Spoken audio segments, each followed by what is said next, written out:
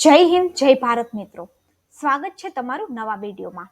આજનો જે વિડીયો છે એની અંદર આપણે અમદાવાદ મ્યુનિસિપલ કોર્પોરેશનની અંદર હમણાં આવાસોનો એક ડ્રો થયેલો હતો, જેની અંદર જે ડ્રો છે એ ફેઝ 5, 6, 7, 11 અને 12 આ જે ઈડબ્લ્યુએસ ફેઝની અંદર જેમને ફોર્મ ભરેલા હતા એમને અત્યારે એક મેસેજ આવ્યો હશે કે ડોક્યુમેન્ટ વેરિફિકેશનની જે તારીખ છે એ 11 માર્ચ 2024 છે.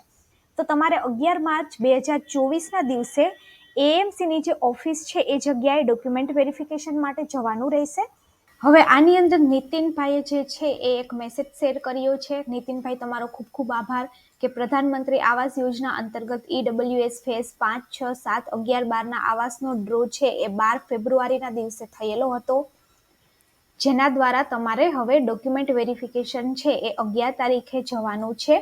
અને આ જે છે એનું જે સ્થળ છે એ 4થો માળ, હરિભાઈ મહેતા ભવન, વિરાટનગર 4 રસ્તા, અમદાવાદ ખાતે કચેરીના કામકાજના સમય દરમિયાન, એટલે કે તમે 10 થી 6 ટાઈમિંગ દરમિયાન ગમે ત્યારે આ પોતાના આધાર પુરાવા લઈ અને ડોક્યુમેન્ટ વેરિફિકેશન માટે જઈ શકો છો, જેની અંદર તમારા રહેઠાણના પુરાવા, ઓળખના પુરાવા, આરક્ષણ કેટેગરીનું પ્રમાણપત્ર, શાળા છોડ્યાનું સર્ટિફિકેટ અને આવક વગેરે જેવા જરૂરી જે પુરાવાઓ છે તમારે જોડે લઈને જવાના હોય છે. આની અંદર આરક્ષણ કેટેગરીનું પ્રમાણપત્ર એટલે કે તમારી જે કાસ્ટ હોય છે એ પ્રમાણપત્ર, ત્યારબાદ તમારા શાળા છોડ્યાનું પ્રમાણપત્ર જે એલસી હોય છે એ, ઇન્કમ ટેક્સ સર્ટિફિકેટ, આ બધા ડોક્યુમેન્ટ્સ તમે જ્યારે ફોર્મ ભર્યું હશે ત્યારે જમા કરાવ્યા હશે એ બધા લઈ અને તમારે વેરિફિકેશન માટે જવાનું છે. તો નીતિનભાઈ, તમારો ખૂબ ખૂબ આભાર.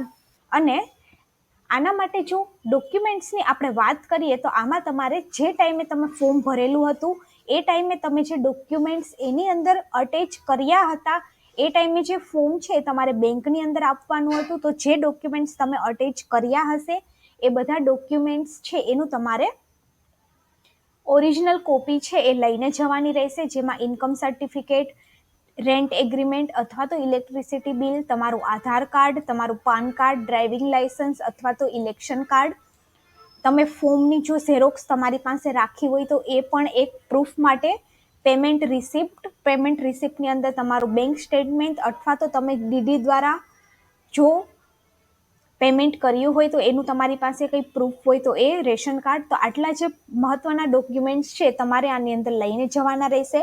આના ઉપરાંત એ ટાઈમે ફોર્મ ભરેલ હશે તમે ત્યારે અમુક ડોક્યુમેન્ટ્સ જમા કરાવ્યા હશે, બધા ડોક્યુમેન્ટ્સ તમારે ઓરિજિનલ આની અંદર લઈને જવાના હોય છે. અને આ જે ડોક્યુમેન્ટ વેરિફિકેશનની તારીખ છે એ 11 માર્ચ છે. અને આનો જે લોકોને ડ્રોની અંદર નામ આવ્યું છે એ લોકોને મેસેજ પણ આવ્યા છે.